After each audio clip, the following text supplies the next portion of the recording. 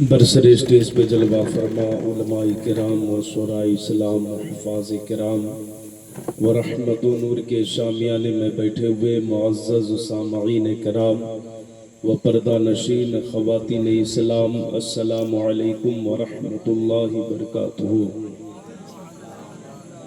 الحمدللہ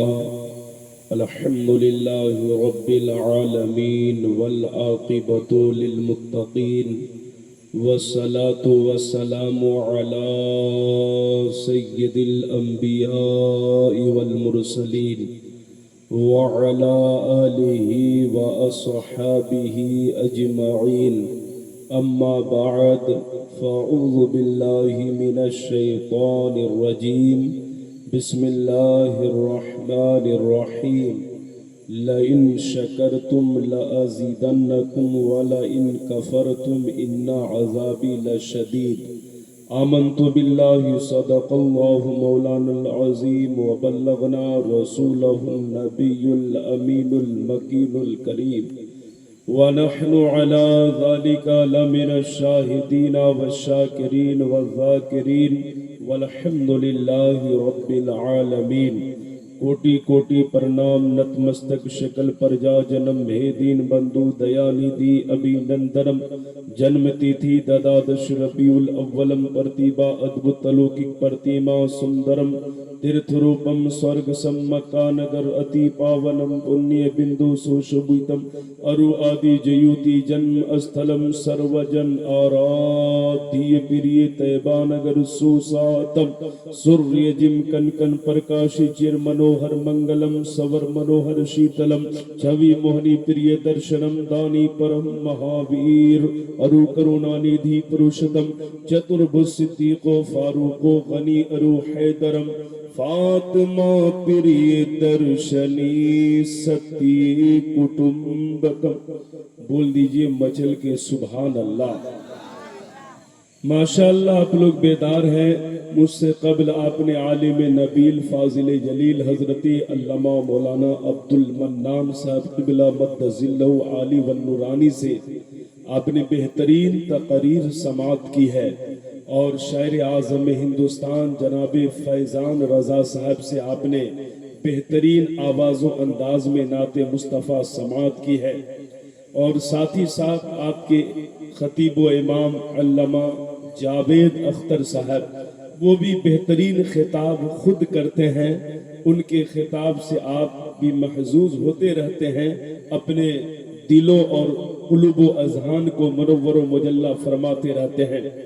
وقت بہت زیادہ ہو چکا ہے اور میں چاہتا ہوں کہ بات کو زیادہ طول نہ دی جائے، بلکہ کم وقتوں میں بہت ساری باتیں آپ کے گوشے گزار کر دی جائے، لیکن شرط یہ ہے کہ اس میں تھوڑا سا ساتھ، تھوڑا سپورٹ آپ کا چاہیے، سمرتھن چاہیے، اس لیے کہ دنیا میں کوئی بھی آدمی اسی وقت کامیاب ہوتا ہے جب اسے سپورٹ ملتا ہے، جب اسے سمرتھن ملتا ہے، جب اسے سہارا ملتا ہے۔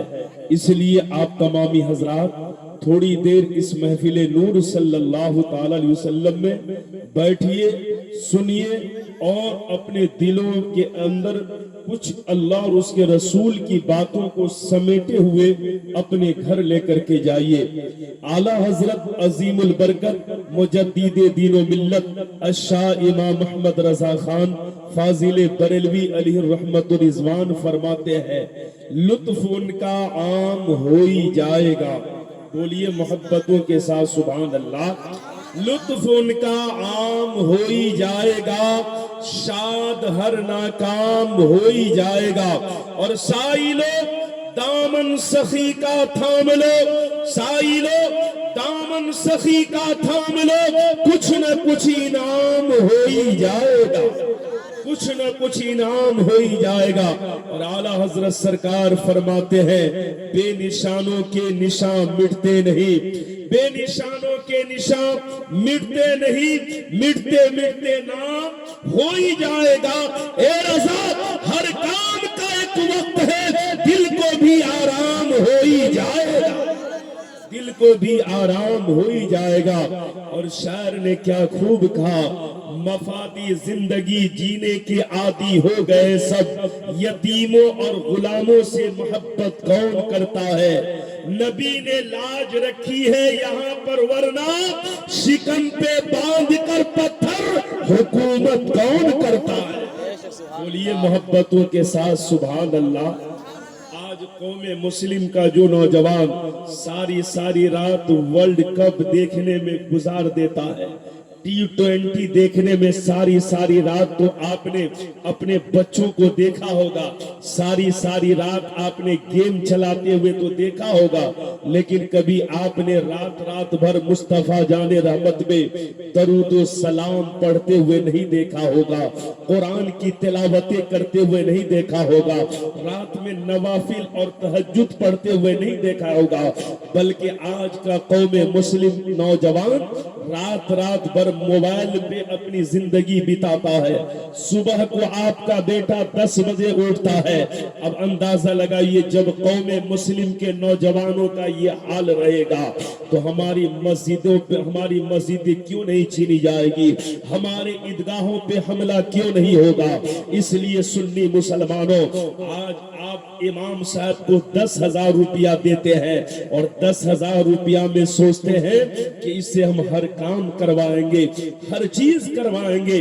جب تک مصلی امامت پر امام ہوتا ہے، لوگ اسی وقت تک امام سمجھتے ہیں، مصلی امامت سے ہٹا تو لوگ امام کو غلام سمجھنے لگتے ہیں۔ اے سنی جنتی مسلمانوں، امام کو 10,000 نہیں، جس دن آپ نے 30,000 روپیہ کر دیا تو یہ امام اتنی محنت کرے گا کہ ہر گھر کا بچہ مسجد کا نمازی بن جائے گا، قرآن پڑھنے کا عادی بن جائے گا، درود پاک پڑھنے کا عادی بن جائے گا۔ لیکن آپ اپنے امام کو سمجھیے، اس کے تنخواہ کو بڑھائیے، اس کے مقام اور مرتبے کو تو سمجھیے۔ حضرات اللہ کے نبی صلی اللہ تعالی علیہ وسلم نے فرمایا العلماء ورثۃ الانبیاء، علماء انبیاء کے وارث ہوتے ہیں۔ میرے مصطفیٰ نے علماء کا مقام سمجھا دیا کہ جو عالم دین سے مصافحہ کیا گویا اس نے اپنے نبی سے مصافحہ کیا۔ جو دنیا میں علماء کے ساتھ بیٹھے گا، کل قیامت میں اللہ اسے مصطفیٰ کے ساتھ بیٹھائے گا۔ سنی جنتی مسلمانوں، شاعر نے کیا ہی خوب کہا ہے، میرے مالک اس نئے جسم کو پوشاک پرانی دے دے، جو تیری یاد میں گزرے وہ جوانی دے دے، جو بھی دیکھے تو یہ کہے یہ ہے محمد کا غلام، میرے مالک میرے چہرے کو ایسی نشانی دے دے۔ بولیے محبتوں کے ساتھ سبحان اللہ۔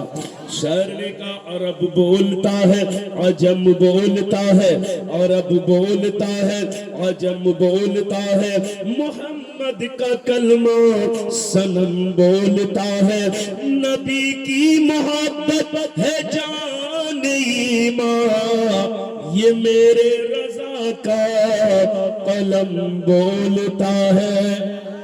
اجلے کپڑے میں سکندر ہو ضروری تو نہیں، اجلے کپڑوں میں سکندر ہو ضروری تو نہیں، میلے کپڑوں میں قلندر بھی تو ہو سکتا ہے۔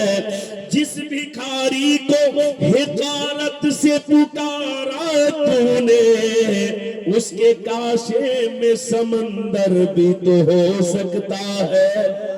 بولیے محبتوں کے ساتھ سبحان اللہ۔ ہاتھوں کو اٹھا کے بول دیجیے یا رسول اللہ۔ شاعر کہتا یاد مصطفیٰ ایسی بس گئی ہے سینے میں، جسم ہو کہیں اپنا دل تو ہے۔ بولیے نا کہاں ہے دل؟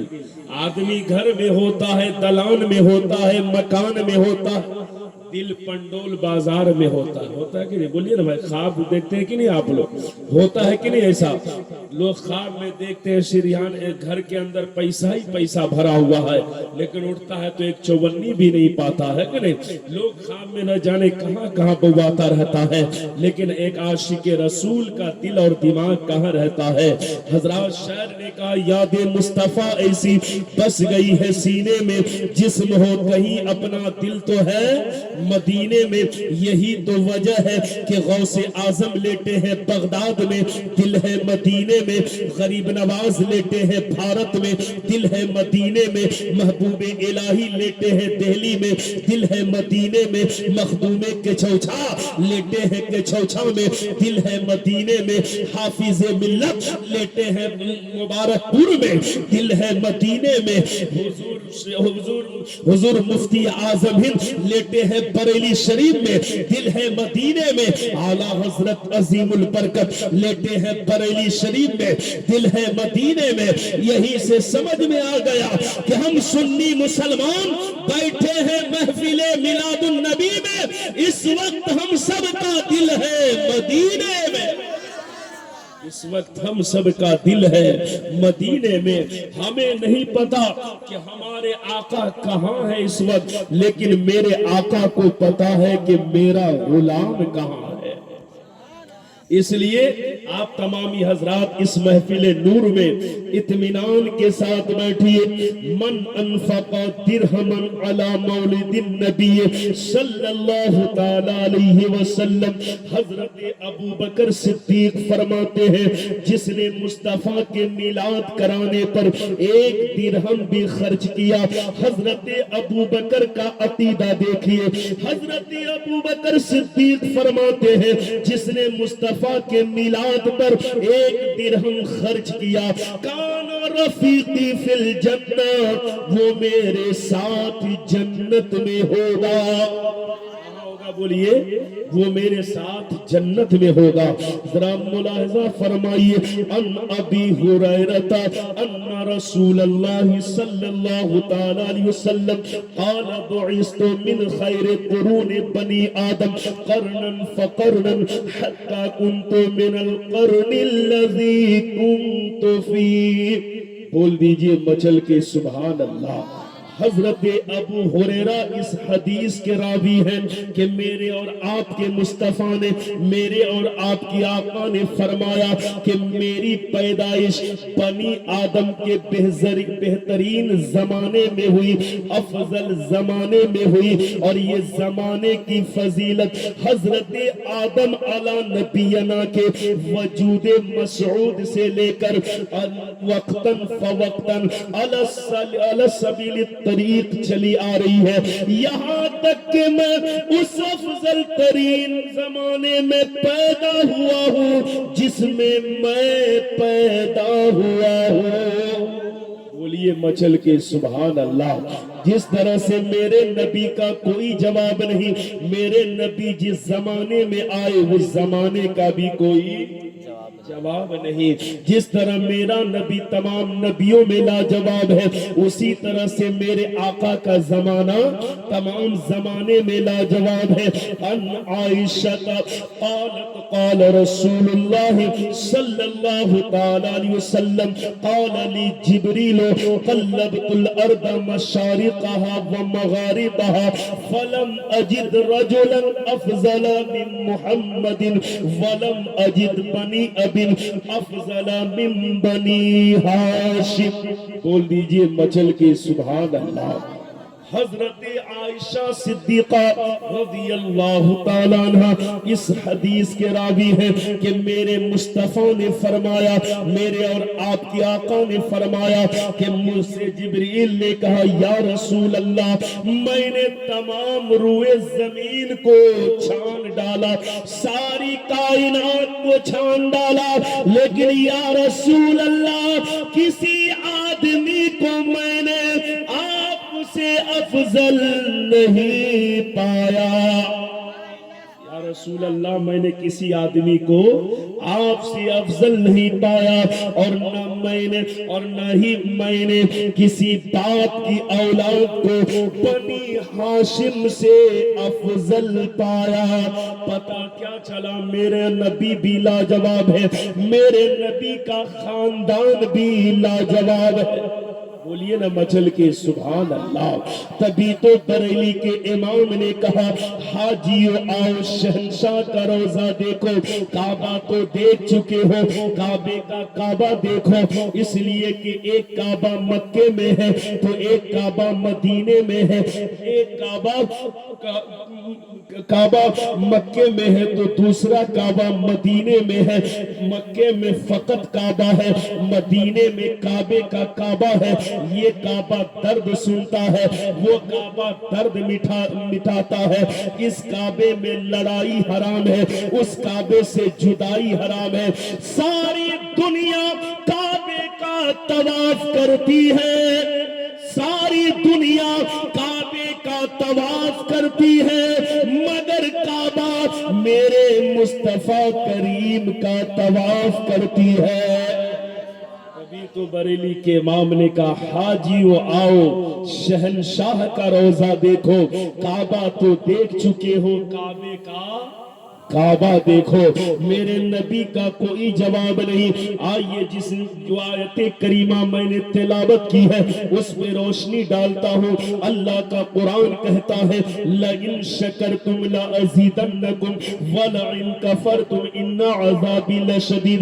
اللہ فرماتا ہے کہ میری نعمتوں کا شکریہ ادا کرو گے تو ہم تمہیں اور عطا کریں گے, اور دیں گے, اور اگر ناشکری کی تو ان عذابی لشدید, بے شک میرا عذاب بڑا دردناک ہے, بڑا دردناک ہے. اللہ نے آپ کو 4 بیٹی دیا, لوگ دعا کر رہے یا اللہ ایک بیٹا دے دے.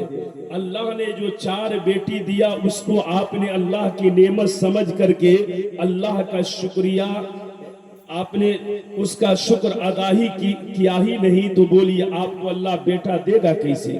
پہلے سے 4 نعمت بیٹی کے شکل میں جو اللہ نے آپ کو دے رکھا ہے, آپ نے کبھی اس کو سامنے رکھ کر کے اللہ کا شکر ادا ہی نہیں کیا کہ مولا تیرا لاکھ لاکھ احسان ہے کہ تو نے مجھے 4 بیٹی سے نوازا ہے. تو بولیے اللہ آپ پہ فضل فرمائے گا کہ نہیں فرمائے گا؟ دنیا میں ایسے بھی لوگ ہیں جن کے پاس گاڑی ہے, بنگلہ ہے, پروپرٹی ہے, مکان ہے, بینک ہے, بیلنس ہے, بزنس ہے, لیکن ان کے پاس کوئی اولاد نہیں ہے. لیکن اللہ نے اگر صاحب اولاد آپ کو بنایا ہے تو اس بات پہ اللہ کا شکر ادا کرنا چاہیے کہ نہیں کرنا چاہیے؟ دنیا میں بہت سارے لوگ ایسے بھی ہیں جو مفلس و قلاس ہے, جن کو رہنے کے لیے مکان نہیں, سر چھپانے کے لیے چھت نہیں, رہنے کے لیے در نہیں, زمین و جائیداد نہیں, پھوٹ پھاٹ پہ اپنی زندگی, ریلوے پلیٹ فارم پہ اپنی زندگی گزارتے ہیں. لیکن اللہ نے اگر آپ کو رہنے کے لیے ایک مکان دیا ہے تو اس بات پہ اللہ کا شکر ادا کرنا چاہیے.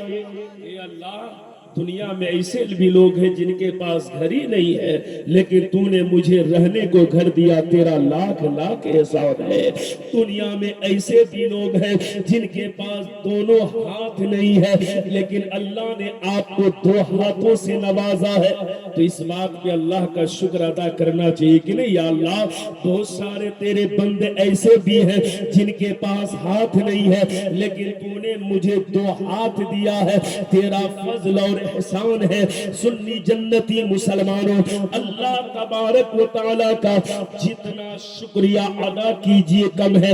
اللہ فرماتا ہے میری نعمتوں کا شکریہ ادا کرو گے تو ہم تمہیں اور دیں گے, اور اگر ناشکری کی تو بولیے اللہ کا عذاب دردناک ہے. سنی جنتی مسلمانوں, تو اللہ تبارک و تعالیٰ نے چاہے اولاد کے شکل میں, چاہے دولت کے شکل میں, چاہے مال کے شکل میں, چاہے زمین و جائیداد کے شکل میں, چاہے پانی کے شکل میں, ہوا کے شکل میں, مٹی کے شکل میں, جو کچھ بھی اللہ نے عطا کیا ہے اس کو اللہ کا کا نعمت سمجھیے اور اللہ کی نعمت سمجھ کر کے اس کا شکریہ ادا کیجئے۔ اللہ اگر چاہتا تو ہمیں اور آپ کو پہاڑ بنا دیتا، پیڑ بنا دیتا۔ اللہ اگر چاہتا تو ہمیں اور آپ کو جانور بنا دیتا، بلی چوہا بنا دیتا، لیکن اس اللہ نے ہمیں اور آپ کو پیڑ نہیں بنایا، پہاڑ نہیں بنایا، جانور نہیں بنایا، حیوان نہیں بنایا، بلکہ اللہ نے ہمیں اور آپ کو انسان بنایا، ہمیں اور آپ کو انسان بنایا۔ اس رب کائنات نے لفظ کن سے اس ساری کائنات کو وجود بخشا، یہ اس کا احسان ہے۔ اللہ نے آسمان کو بنایا، یہ اس کا احسان ہے۔ اللہ نے چاند و سورج کو پیدا کیا، یہ اس کا احسان ہے۔ اللہ نے زمین بنائی، یہ اس کا احسان ہے۔ اللہ نے ہمیں اور آپ کو پیدا کیا، یہ اس کا احسان ہے۔ اللہ نے زندگی دی، یہ اس کا احسان ہے۔ اللہ نے صحت دیا، یہ اس کا احسان ہے۔ اللہ نے مال دیا، یہ اس کا احسان ہے۔ اللہ نے اولاد دیا، یہ اس کا احسان ہے۔ اللہ نے دولت دی، یہ اس کا احسان ہے۔ اللہ نے فصیح اللسان بنایا، یہ اس کا احسان ہے۔ اللہ نے طلیق اللسان بنایا، یہ اس کا احسان ہے۔ اللہ نے اپنے محبوب کا رتب اللسان بنایا، یہ اس کا احسان ہے۔ اللہ نے مسلمان بنایا، یہ اس کا احسان ہے۔ اللہ نے ایمان دیا، وہ اس کا احسان ہے۔ اللہ نے ایمان کی پہچان دیا، یہ اس کا احسان ہے۔ اللہ نے صاحب ایمان بنایا، یہ اس کا احسان ہے۔ اللہ نے قرآن دیا، یہ اس کا احسان ہے۔ اللہ نے اپنے محبوب کا غلام بنایا، یہ سب سے بڑا احسان ہے۔ بولیے محبتوں کے ساتھ سبحان اللہ۔ ہاتھوں کو اٹھا کے بول دیجئے یا رسول اللہ۔ اس لیے بول کر کے سنیے، ہم لوگ چاہیں گے تو 5 منٹ میں آپ کے مزاج کو دیکھ کر کے دائیں بائیں کر کے نکل سکتے ہیں، سمجھ رہے ہیں، لیکن سننا آپ کا کام ہے، سنانا میرا کام ہے۔ ذرا ملاحظہ فرمائیے، اللہ کا قرآن کہتا ہے والعصر ان الانسان لفی خسر، قسم ہے زمانے کی کہ بے شک انسان گھاٹے میں ہے۔ اللہ قسم کھا کے کہہ رہا ہے، کیا کہہ رہا ہے؟ قسم ہے زمانے کی، بے شک انسان گھاٹے میں ہے، نقصان میں ہے۔ اللہ نے قسم زمانے کی کھا رہا ہے۔ یہ زمانہ کس زمانے کی اللہ قسم کھا رہا ہے؟ ایک زمانہ اللہ نے آدم صفی اللہ کو بھی عطا کیا تھا، موسیٰ کلیم اللہ کا بھی ایک زمانہ تھا، عیسیٰ روح اللہ کا بھی ایک زمانہ تھا، ابراہیم خلیل اللہ کا بھی ایک زمانہ تھا۔ اللہ تبارک و تعالی اس آیت کریمہ کے اندر حضرت آدم صفی اللہ کی زمانے کی قسم نہیں کھا رہا ہے، موسیٰ کلیم اللہ کے زمانے کی قسم نہیں کھایا ہے، بلکہ اللہ تعالی اس آیت کریمہ کے اندر جناب محمد الرسول اللہ کے زمانے کی قسم کھا رہا ہے کہ بے شک انسان گھاٹے میں ہے، نقصان میں ہے۔ اب آپ کہیں گے یا اللہ میں نے مکان بنا لی پھر بھی گھاٹے میں، زمین و جائیداد خرید لی پھر بھی گھاٹے میں، یا اللہ میں نے روپیے پیسے اکٹھا کر لیے پھر بھی ہم نقصان میں، یا اللہ ہم نے گاڑی خرید لی پھر بھی ہم گھاٹے میں، یا اللہ ہم نے عالی شان مکان بنا لیے پھر ہم بھی گھاٹے میں، یا اللہ اگر سب کچھ مہیا کر لینے کے بعد، سب کچھ حاصل کر لینے کے بعد انسان اگر گھاٹے میں ہے، نقصان میں ہے، تو پھر فائدے میں کون ہے؟ سوال پیدا ہوتا ہے کہ نہیں؟ بولے لو ہے، آخر فائدے میں کون ہے؟ جب انسان گھاٹے میں ہے، نقصان میں ہے، تو فائدے میں کون ہے؟ اللہ فرماتا ہے اِلَّا الَّذِينَ آمَنُوا وَعَمِلُوا الصَّالِحَاتِ، مگر جو ایمان لائے اور اچھے عمل کیے وہ فائدے ہی فائدے میں ہے۔ بولیے نا بھائی، اللہ کیا فرما رہا ہے؟ جو ایمان لائے اور اچھے عمل کیے وہ کیا ہے؟ فائدے میں ہے۔ صرف ایمان لانا کمال نہیں ہے، ایمان کے ساتھ ساتھ اچھے عمل کا ہونا بھی ضروری ہے۔ آدمی دو ہاتھ سے روٹی بنتی ہے نہ کہ ایک ہاتھ سے، گاڑی دو پہیوں پر چلتی ہے نہ کہ ایک پر۔ حضرات اسی طرح سے انسان دو آنکھوں سے دیکھتا ہے نہ کہ ایک آنکھ سے۔ حضرات انسان دونوں کانوں سے سنتا ہے نہ کہ ایک کان سے۔ اس لیے سنی جنتی مسلمانوں، اللہ تبارک و تعالیٰ نے اگر مال دیا ہے تو اس کا استعمال صحیح کیجئے۔ میرے آقا کریم صلی اللہ تعالی علیہ وسلم ایک صحابی کے گھر تشریف لے گئے۔ کیا دیکھا کہ وہ صحابی اپنے گھر میں بال بچوں کو، اپنے اہل و عیال کو بیٹھا کر کے مصطفیٰ کی میلاد پڑھ رہے ہیں۔ کیا کر رہے ہیں بولیے؟ آقا کی میلاد پڑھ رہے ہیں، اپنے بچوں کو مصطفیٰ کا کمال بتا رہے ہیں، مصطفیٰ کا حسن و جمال بتا رہے ہیں، مصطفیٰ کے خوبی اور کمال بتا رہے ہیں۔ اتنے میں ساری کائنات کے حبیب اللہ کے رسول صلی اللہ تعالی علیہ وسلم اس صحابی کے گھر میں پہنچ جاتے ہیں جو صحابی اپنے گھر میں بیٹھ کر مصطفیٰ کی میلاد کر رہے تھے۔ میرے آقا نے فرمایا، اے میرے پیارے صحابی، یاد رکھو جو تو نے کیا ہے، جو تم کر رہے ہو، جو بھی میرا غلام ایسا کرے گا اس کے لیے محمد کی شفاعت واجب ہو جائے گی۔ بولیے نا محبتوں کے ساتھ سبحان اللہ۔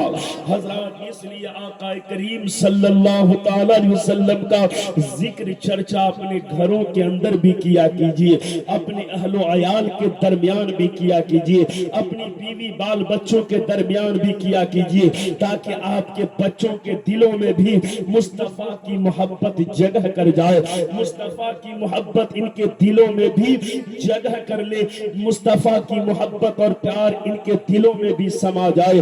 حضرات ذرا ملاحظہ فرمائیے، اللہ تبارک و تعالیٰ نے ہمیں اور آپ کو جو زندگی عطا کی ہے، یہ زندگی اللہ نے ایک مقصد کے تحت اللہ نے ہمیں اور آپ کو عطا کی ہے، اور وہ مقصد یہی ہے کہ ہم اور آپ اپنی زندگی میں اللہ کو بھی راضی کر لے، رسول اللہ کو بھی راضی کر لے۔ انشاءاللہ ہم یہاں بھی کامیاب ہیں اور مرنے کے بعد قبر میں بھی کامیاب ہے۔ بولیے نا محبتوں کے ساتھ سبحان اللہ۔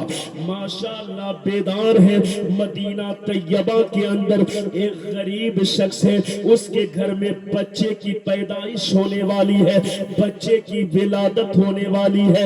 حضرات دائی نے کہا کہ کہیں سے تھوڑے سے شہد کا انتظام کرو، تمہاری بیوی کو چٹا دیں گے، بچے آسانی کے ساتھ پیدا ہو جائیں گے۔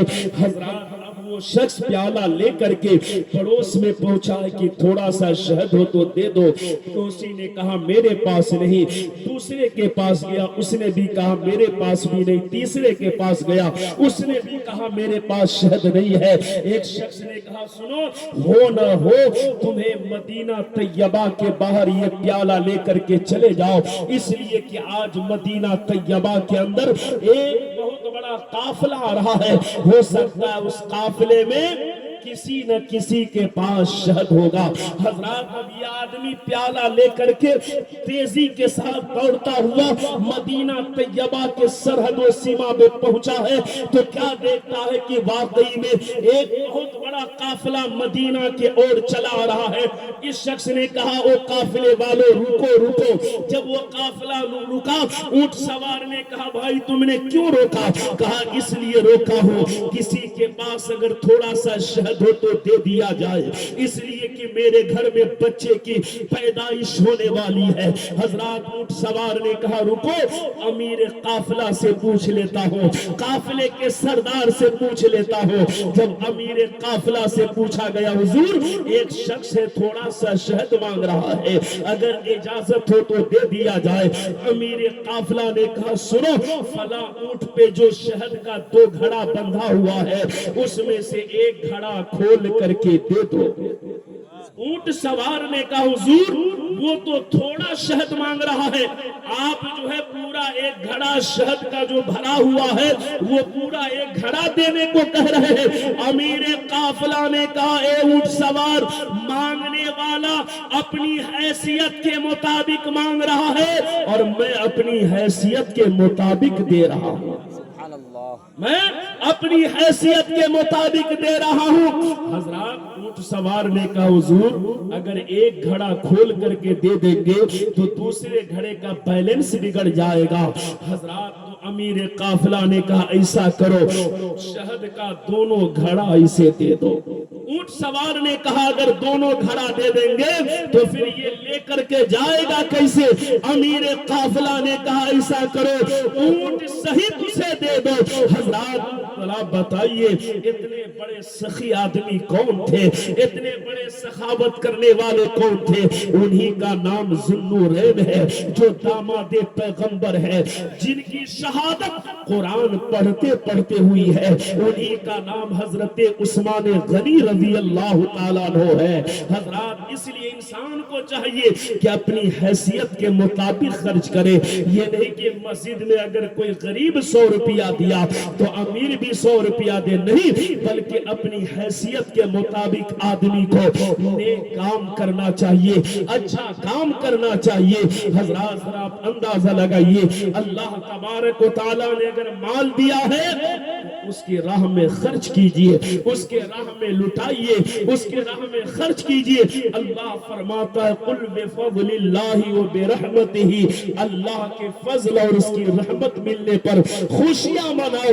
حضرات اللہ نے ہمیں اور آپ کو جتنی بھی نعمتیں عطا کی ہے ان تمام نعمتوں میں سے سب سے بڑی نعمت جو ہے وہ ہمارے اور آپ کے آقا ساری کائنات کے داتا جناب محمد رسول اللہ کی ذات گرامی ہے.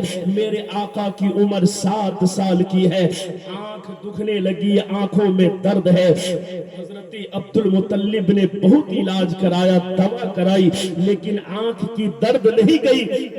حضرت عبد المطلب پریشان ہے اب کیا کیا جائے کس حکیم اور طبیب کے پاس لے جایا جائے. کسی جانکار نے کہا کہ اے سردار مکہ آپ پریشان کیوں ہیں آپ حیران کیوں ہیں؟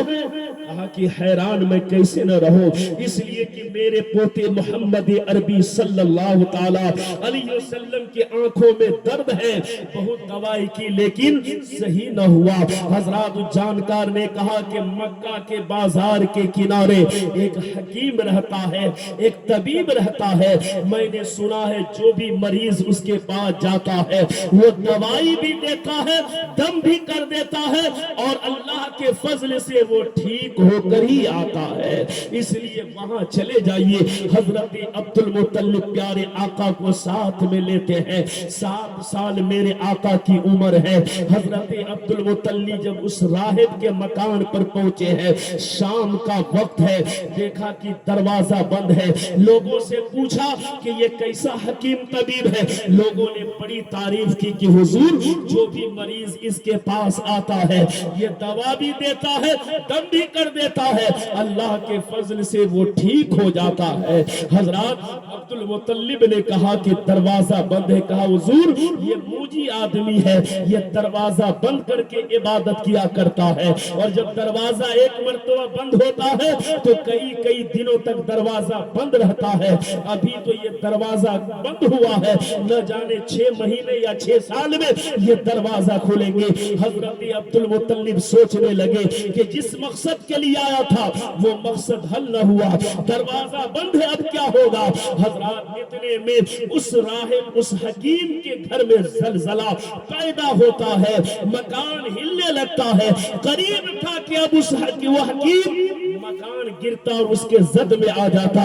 فوراً اس نے دروازہ کھولا، دروازہ کھول کر کے جب باہر نکلا تو سامنے دیکھا سردار مکہ عبد المطلب ہے۔ کہا سرکار کیسے آنا ہوا، کس لیے آئے ہیں، کیوں زحمت اٹھائی؟ حضرت عبد المطلب نے کہا میرے پوتے کی آنکھ میں درد ہے، میں نے سنا ہے کہ تم دوا بھی دیتے ہو، دم بھی کر دیتے ہو اور وہ ٹھیک ہو جاتا ہے، اس لیے میرے پوتے کو بھی کوئی دوائی دے، دم کر دو تاکہ میرا پوتا بھی ٹھیک ہو جائے۔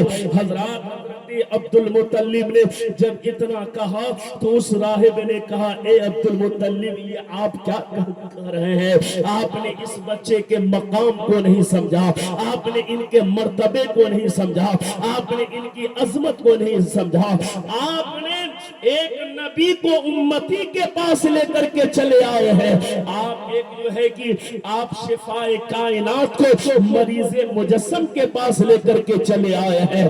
حضرت عبد المطلب نے کہا تم کہنا کیا چاہتے ہو؟ کہا اے عبد المطلب سردار مکہ آپ اپنے پوتے کے چہرے کو دیکھیے، آپ کے پوتے کے چہرے سے نور کے فوارے نکل رہے ہیں۔ حضرت عبد المطلب سے اس راہب نے کہا کہ دنیا کے یہودی ان کے دشمن ہے، اس لیے ان کو اس طرح سے لے کر کے نہ پھرا کیجئے ورنہ یہودی انہیں تکلیف پہنچا دیں گے۔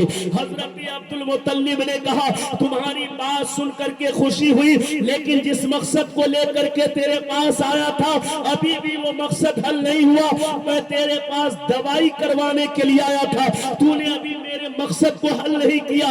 حضرات اس راہب نے اس طبیب حکیم نے کہا اے عبد المطلب ان کی آنکھوں کی درد کی دوا خود انہی کے پاس ہے، یعنی آپ کے پوتے کی آنکھ جو دکھ رہی ہے اس دکھتی ہوئی آنکھ کی دوا آپ کے پوتے کے پاس ہی ہے۔ عبد المطلب نے کہا وہ کیسے؟ کہا کہ اے سردار مکہ آپ اپنے پوتے محمد عربی صلی اللہ تعالی علیہ وسلم کے منہ سے لعاب کو تھوک کو نکالیے اور ان کا تھوک انہی کی آنکھ میں لگا دیجئے، یہ بالکل ٹھیک ہو جائیں گے۔ حضرت عبد المطلب نے پیارے آقا کے منہ سے تھوک نکالا اور پیارے آقا کی دکھتی ہوئی آنکھ میں لگایا، فوراً اسی وقت ٹھیک ہو گیا، فوراً اسی وقت ٹھیک ہو گیا، شفا مل گئی، دکھتی ہوئی آنکھ کو شفا مل گئی اور ایسا لگا کہ کبھی آنکھ دکھی نہیں تھی۔ حضرت عبد المطلب نے کہا اے راہب میں تیرا جو ہر طرف چرچا ہے ذرا بتاؤ تو صحیح، آخر لوگوں کو تم دم کرتے ہو تو کیا پڑھ کر کے دم کرتے ہو، وہ الفاظ کیا ہے؟ حضرات اس راہب نے کہا کہ جب بھی کوئی مریض میرے پاس آتا ہے رب کی بارگاہ میں دعا کرتا مولا تجھے نبی آخر الزمان کا واسطہ ہے، تجھے پیارے محبوب کا واسطہ ہے، یا اللہ اس سردار انبیاء امام الانبیاء حبیب کبریا جناب محمد الرسول اللہ کے وسیلے سے جو میرے پاس مریض آیا ہے اسے تو شفا عطا کر دے، صحت و تندرستی عطا کر دے۔ یہ نام مصطفیٰ کی برکت ہے کہ جو بھی مریض میرے پاس آتا ہے مصطفیٰ کا نام لے کر کے دم کرتا ہو وہ مریض ٹھیک ہو جاتا ہے۔ اب اندازہ لگائیے جب نام محمد میں اتنی تاثیر ہے، اتنا اثر ہے تو ذات مصطفیٰ میں کتنا پاور ہوگا، ذات مصطفیٰ میں کتنا اثر ہوگا۔ تبھی تو ہم سنی مسلمان کہتے ہیں یا رسول اللہ ہماری صبح زندہ ہے، ہماری شام زندہ ہے، ہمارے دل کے تختی پر نبی کا نام زندہ ہے، یا رسول اللہ کیا چیز پیش کروں آقا، کیا چیز ہماری ہے، یہ دل بھی تمہارا ہے، یہ جان بھی تمہاری ہے۔ سنی جنتی مسلمانوں جس دن ہم اور آپ اپنے آپ کو مصطفیٰ کے نام کر دیں گے انشاءاللہ ساری دنیا ہمیں سلام کرتی ہوئی نظر آئے گی، لیکن خود کو اسلامی سانچے میں ڈھال کر کے تو دیکھیے، آپ جب اسلامی ماحول میں ڈھل کر کے تو دیکھیے، چہرے پہ داڑھی سجا کر کے تو دیکھیے، اسلامی لباس پہن کر کے دیکھیے، پھر مسجدوں گھروں سے نکلیے گا، سڑکوں پہ جب نکلیے گا تو دنیا یہ کہنے پہ مجبور معلوم ہو جائے گی کہ جب مصطفیٰ کا غلام اتنا لاجواب ہے تو اس امت کا نبی کتنا لاجواب ہوگا۔ سنی جنتی مسلمانوں، وہ زمانے میں معزز تھے، وہ زمانے میں معزز تھے، مسلمان ہو کر ہم خار ہوئے، تاریک قرآن ہو کر۔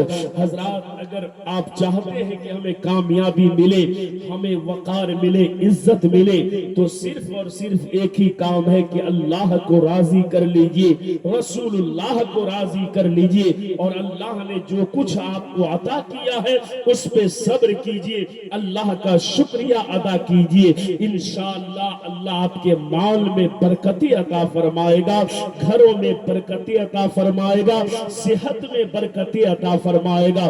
وقت بہت زیادہ ہو چکا ہے، اس لیے میں چاہتا ہوں، میں نے پہلے ہی کہہ دیا تھا کہ میں آپ کے اوپر بوجھ نہیں بنوں گا۔ باتیں تو بہت ساری ہے، اس لیے کہ زمین نہیں رہے گی، آسمان نہیں رہے گا، یہ چاند و سورج نہیں رہیں گے، ہم نہیں رہیں گے، آپ نہیں رہیں گے، لیکن خدا کی ذات رہے گی تو مصطفیٰ کی بات ہوتی رہے گی۔ بولیے نا بھائی، خدا کی ذات رہے گی، مصطفیٰ کی بات ہوتی رہے گی، بقیہ کچھ نہیں رہے گا۔ اس لیے سنی جنتی مسلمانوں، اللہ تبارک و تعالیٰ کا شکر اور احسان ہے کہ اللہ نے ہمیں اور آپ کو اس محفل نور صلی اللہ تعالیٰ علیہ وسلم میں شرکت کرنے کی توفیق عطا کی، اور ہم اور آپ اس محفل میں شرکت کیے۔ اللہ تعالیٰ ہماری اور آپ کی شرکت کو اپنی بارگاہ میں قبول فرمائے۔ انشاءاللہ حیات باقی تو ملاقات باقی، رہا گلشن تو پھول کھلیں گے، خدا نے چاہا تو پھر ملیں گے۔ خوب کیے شیر چمن، پھول چنے شاد رہے، باغ با جاتا ہوں گلشن تیرا آباد رہے، سب ان سے چلنے والوں کے گل ہو گئے چراغ، احمد رضا کا شمع فروزہ ہے آج بھی، پڑھ لیجیے استغفر اللہ ربی من کل ذنب و خطیئت و توب علیہ، لا الہ الا اللہ محمد رسول اللہ وما علینا الا البلاغ۔ السلام علیکم ورحمۃ